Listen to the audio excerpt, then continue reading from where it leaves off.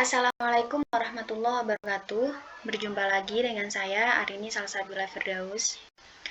Sebelumnya saya ingin menginformasikan kepada teman-teman bahwasanya video ini saya buat sebagai bentuk tugas UAS mata kuliah Al-Wasail At-Ta'limi. Jadi, mata kuliah Al-Wasail At-Ta'limi ini ialah mata kuliah yang mengajarkan kita para prodi BSA bagaimana cara membuat media pembelajaran. Lah kok pakai media pembelajaran kan BSA. Nah inilah poin plusnya dari BSA teman-teman. Meskipun kita BSA, kita nggak cuma berkecimpung di dunia sastra aja, tapi juga kita bisa masuk ke dunia pendidikan. Seperti itu. Jadi nggak cuma belajar tentang bagaimana cara kita menjadi penerjemah, kita juga bisa menjadi guru. Nah, salah satu buktinya adanya mata kuliah Al-Wasail At-Ta'limi ini. Oke, selesai basa-basinya ya. Terima kasih. Dan juga saya minta maaf karena saya tadi sudah membuat video ini. Sebelumnya saya sudah membuat video ini, tetapi nggak bisa karena kalau dibesarkan itu macet, nggak bisa dibuka. Jadi saya biarkan seperti ini saja. Oke, langsung ke materinya. Yang akan kita bahas kali ini yaitu materi tentang metode pembelajaran bahasa Arab. Ada apa aja sih? Yang pertama ada istimak, kiroah, kalam, dan kitabah. Wih, apa aja tuh istimak, kiroah, nggak paham. Oke, kita bahas satu ya. Yang pertama, sebelum kita membahas atau mempreteli satu-satu tentang 4 maharoh tadi, kita harus belajar lebih dulu, kita harus mengetahui lebih dulu apa itu metode pembelajaran. Jadi, metode pembelajaran itu adalah cara kerja sistematis yang memudahkan pelaksanaan pembelajaran berupa implementasi spesifik langkah-langkah konkret agar terjadi proses pembelajaran yang efektif mencapai suatu tujuan tertentu seperti perubahan positif pada peserta didik. Untuk lebih simpel dan mudahnya, cara kita memahami metode pembelajaran yaitu cara kerja yang memudahkan pelaksanaan pembelajaran agar mencapai suatu tujuan tertentu. Untuk mencapai suatu tujuan tertentu. Itu adalah definisi dari metode pembelajaran. Nah, sedangkan dalam dunia perbahasa Araban, metode pembelajaran yang wajib dikuasai itu ada 4. Antara lain yang pertama maharoh kalam, kedua maharoh kiroah, yang ketiga maharoh kitabah, yang keempat maharoh istimak. Oke. Yang pertama ada istimak. Maksudnya ialah mendengarkan. Jadi meskipun sama aja ya, meskipun bahasa Arab, dalam mempelajari bahasa-bahasa lain itu juga pasti kita membutuhkan yang namanya metode mendengarkan. Kalau dalam bahasa Inggris itu ada listening. Kalau dalam bahasa Indonesia ya mendengarkan. Nah, dalam bahasa Arab itu ada istimak, maharoh istimak. Contoh dari metode mendengarkan yang sering kita jumpai yaitu ketika kita ada di lab bahasa, laboratorium bahasa, itu kita biasanya disuruh menggunakan earphone atau headset, lalu kita mendengarkan native speaker berbicara, ya kan? Nah, di situ kita mencatat apa saja kosakata biasanya atau mufradat yang kita tangkap dari ucapan yang diucapkan oleh native speaker itu. Biasanya kayak gitu ya. Nah, atau apa itu di dalam kelas biasanya juga ada seorang guru yang biasanya menyebutkan salah satu contoh benda yang ada dalam kelas. Seperti ini aja, bahasa Arabnya apa? Hadza maktabun, seperti itu. Nanti para muridnya disuruh mengikuti apa yang telah diucapkan oleh guru tersebut.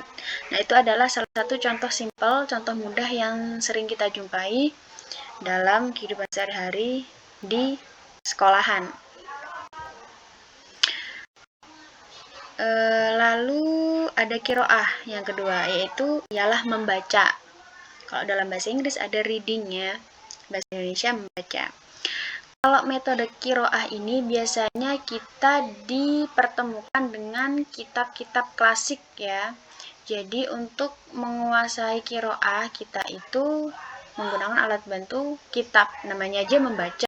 Jadi kita juga harus membaca kitab-kitab klasik. Nah, untuk menguasai nahwu sorof, untuk menguasai bahasa atau nahwu sorofnya, itu menggunakan metode kiroah. Jadi kiroah ini pentingnya. Lalu ada kalam, maharoh kalam. Kenapa saya taruh tengah-tengah? Karena kalam ini sangat penting teman-teman. Yaitu ialah berbicara. Kalau dalam bahasa Inggris ada speaking skill. Nah, berbicara.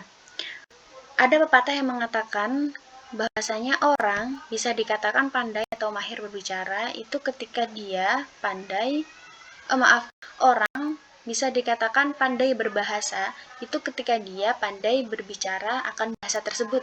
Seperti itu. Orang bisa dikatakan pandai berbahasa. Contohnya seperti pidato, ceramah, lalu ada debat, presentasi, bercerita, apa itu namanya, seperti monolog, atau mutolaah, atau qisah, bercerita tentang kisah-kisah itu juga itu merupakan metode metode yang mampu menunjang speaking skill kita, kalam kita. Nah, dan kalam sangat penting ya.